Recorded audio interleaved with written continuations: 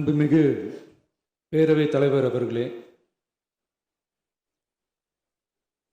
மக்களே மக்களுக்காக மக்களால் நடத்தும் ஆட்சி மக்களாட்சி என்றார் அமெரிக்க முன்னாள் குடியரசுத் தலைவர் திரு ஆப்ரஹாம் லிங்கன்.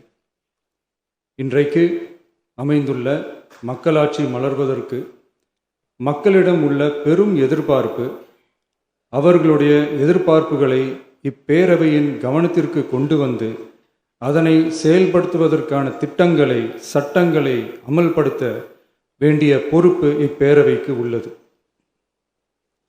அதிகமான மக்கள் அதிக நன்மைகளை இந்த ஆட்சி காலத்தில் நன்மை பெற்றுள்ளார்கள் என்கிற வகையில் நம்முடைய செயல்பாடுகள் அமைய வேண்டும். இங்கே அனைவரும் சமம்.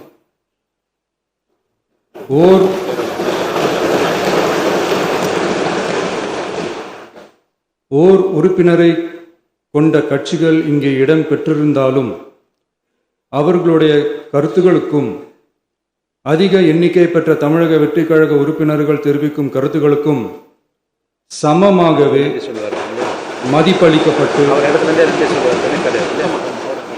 நல்லவை ஏற்கப்பட்டு அல்லவை நிராகரிக்கப்பட்டு ஜனநாயகத்தின் இதயமாகவும் மூளையாகவும் இப்பேரவை செயல்பட வேண்டும்.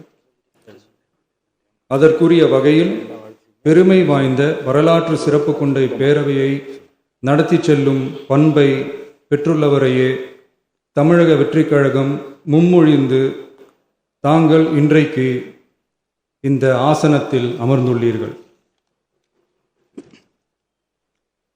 மாண்புமிகு பேரவைத் தலைவர் அவர்களே, தாங்கள் பேரவைத் தலைவராக ஒருமனதாக தேர்ந்தெடுக்கப்பட்டுள்ளீர்கள்.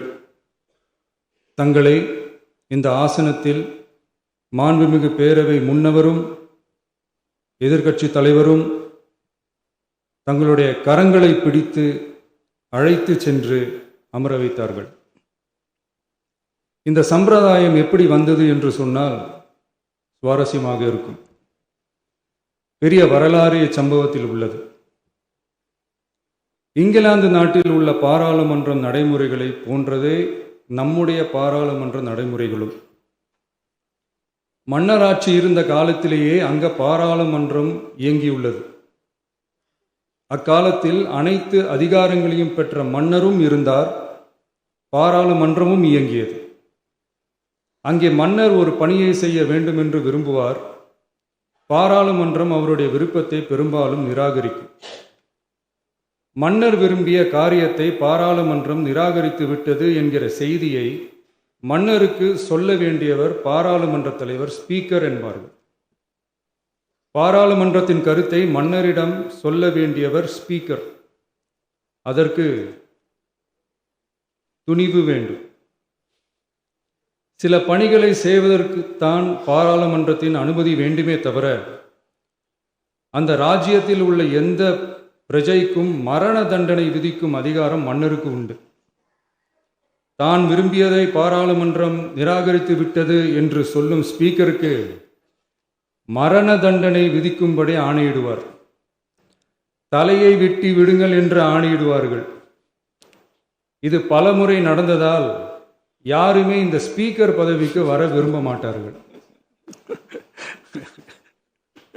எனவே புதிதாக பாராளுமன்றம் அமையும் போது ஸ்பீக்கர் பதவிக்கு ஒருவர் அறிவிக்கப்பட்டவுடன் அவர் உடனே தலை தப்பித்தால் போதும் என்று ஓட்டம் பிடிப்பார். அணை முன்னவரும் எதிர்க்கட்சி தலைவரும் அவரை தடுத்து நிறுத்தி அவர் கைகளை பிடித்து இழுத்து வந்த ஆசனத்தில் அமர வைப்பார்கள். இதுதான் அந்த காலத்தில் இருந்து வந்த மரபு. ஜனநாயக முறை ஏற்பட்ட பிறகும் இம்மரபு தொடர்கிறது. நிச்சயமாக தமிழக வெற்றிக் கழக உறுப்பினர்கள் அனைவருமே உங்களுக்கு உதவிகரமாகவே இருப்பார்கள் என்கிற வாக்குறுதியை